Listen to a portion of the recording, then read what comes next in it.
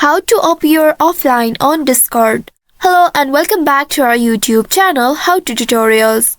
In today's video, I'm going to show you how you can appear offline on Discord.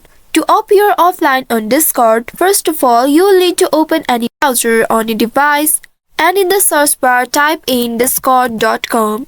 This is the official URL of Discord. Once you have entered this keyword, press the enter button of your keyboard in order to search it. Within a while, you will be taken to the official website of Discord.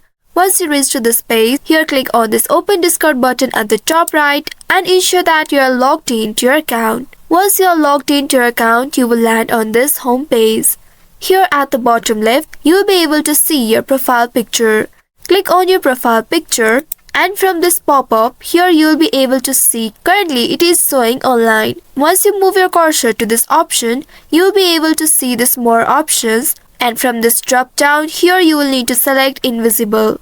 Once you click on this invisible, you will see the green dot has been vanished from your profile picture. This helps you to appear offline while still using Discord. So by following these steps, you should be able to appear offline on Discord.